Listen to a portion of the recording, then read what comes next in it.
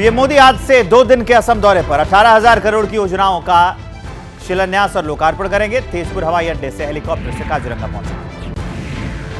महिला दिवस पर प्रधानमंत्री नरेंद्र मोदी का देश को बड़ा तोहफा, घरेलू एलपीजी सिलेंडर की कीमतों में 100 रुपए छूट देने का ऐलान किया। रसोई गैस की कीमतों को कम करने के फैसले पर कांग्रेस ने उठाए सवाल। जयराम रमेश ने कहा, चुनाव आया तो कीमत कम हो गई। कांग्रेस आज जारी कर सकती है लोकसभा चुनाव के प्रत्याशियों की पहली लिस्ट। 40 नाम फाइनल। वायनाड से चुनाव लड़ेंगे राहुल गांधी।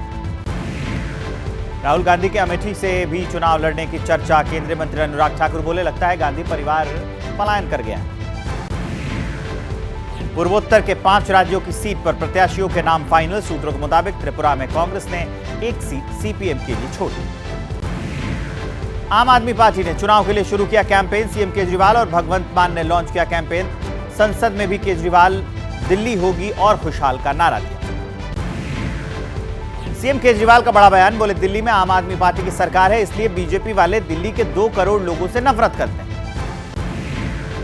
बिहार में एमएलसी चुनाव के लिए महागठबंधन के 5 उम्मीदवारों का ऐलान। पूर्व सीएम राबड़ी देवी समेत आरजेडी के 4 और सीपीएम का 1 उम्मीदवार।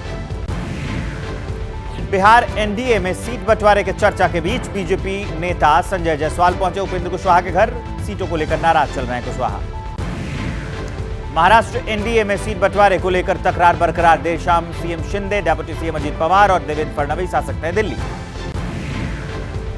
आंध्र प्रदेश में टीडीपी के साथ बीजेपी के गठबंधन पर बनी सहमति। सूत्रों के मुताबिक लोकसभा की 6 सीटें मांग रही है बीजेपी। टीडीपी सीट देने को तैयार है। भारत मंडपम में पीएम मोदी ने दिए नेशनल क्रिएटर्स अवार्ड। 3 अंतर्राष्ट्रीय हस्तियों समेत 23 लोगों को सम्मानित किया। पीएम मोदी ने बिहार की गायिका मैथिली ठाकुर को सांस्कृतिक राजदूत वर्ष का पुरस्कार दिया। कथावाचक जया किशोरी को भी सम्मानित किया। महिला दिवस पर पीएम मोदी ने वीडियो जारी कर बधाई दी। लिखा, अब बारी है तेरी उड़ान की, तू बेटी है हिंदुस्तान। पीएम मोदी ने जारी किया नमो ड्रोन दीदी का वीडियो। कहा, हमारी सरकार महिला सशक्तिकरण को आगे बढ़ाने के लिए ड्रोन शक्ति का लाभ उठा रही है।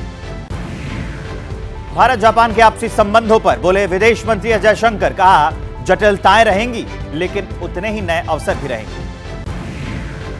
बंगाल में फिर एक बार एक्शन में ईडी। शिक्षक भर्ती घोटाले में कई जगहों पर रेड। पत्थरघाट में पूर्व शिक्षक के घर भी छापेमारी। यूपी सरकार का बड़ा फैसला। 17 मार्च को होने वाली पीसीएस की प्री परीक्षा स्थगित की गई। अब जुलाई में कराई जा सकती है परीक्षा। रोहतक के लखन माजरा में गुड़गांव के स्क्रैप व्यापारी सचिन के मर्डर का सीसीटीवी सामने आया है। चिल्लाती रही मां, बदमाश चलाते रहे ताबड़तोड़ गोलियां। गोली बरार गैंग ने जिम्मेदारी ली। एक हफ्ते बाद फिर खुला बेंगलुरु का रामेश्वरम कैफे। कैफे के कर्मचारियों ने पूजा पाठ कर फिर से काम शुरू किया। पिछले शुक्रवार को धमाके के बाद बंद हुआ था। रूस यूक्रेन युद्ध में भारतीयों की तस्करी में शामिल नेटवर्क का भंडाफोड़। रूस में नौकरी के नाम पर भेजने वालों के खिलाफ सीबीआई ने दर्ज की एफआईआर। शाहजहां शेख के खिलाफ सीबीआई जांच जारी। सीएफएसएल की टीम के साथ शाहजहां के घर पहुंची टीम। 5 जनवरी को इसी घर के पास ईडी अधिकारियों पर हमला हुआ था। गर्मी शुरू होने से पहले जल संकट से जूझ रहे बेंगलुरु के लोग।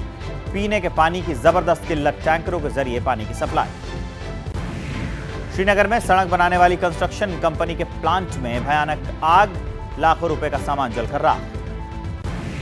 मध्य प्रदेश के भोपाल में अंतर्राष्ट्रीय महिला दिवस पर हुआ साड़ी वॉकथॉन। 300 से ज्यादा प्रतिभागियों ने हिस्सा लिया। हरियाणा के रेवाड़ी में शादी के बाद किसान की बेटी की हेलीकॉप्टर से विदाई समारोह में उमड़ा जनसैलाब। पौंडीचेरी में विपक्ष ने आज एक दिन का बुलाया बंद। नाबालिग बच्ची की हत्या के विरोध में विपक्षी दलों ने किया है ऐलान। आज देश भर में मनाया जा रहा है महाशिवरात्रि का पर्व। शिवालयों में शिव भक्तों का सैलाब उमड़ा है। ओडिशा के पुरी में सैंड आर्टिस्ट सुदर्शन पटनायक ने समंदर किनारे रेत पर बनाए 500 शिवलिंग। 10 मई से शुरू होगी 4 धाम यात्रा। अक्षय तृतीया पर खुलेंगे गंगोत्री और यमुनोत्री धाम के कपाट। 10 मई को केदारनाथ और 12 मई को बद्रीनाथ धाम के खुलेंगे कपाट। हिमाचल के लाहौल स्पीति घाटी में भारी बर्फबारी। 7 दिन से 2 एनएच समेत 285 सड़कें पूरी तरह से ठप। रास्तों को खोलने में जुटा है बीआरओ।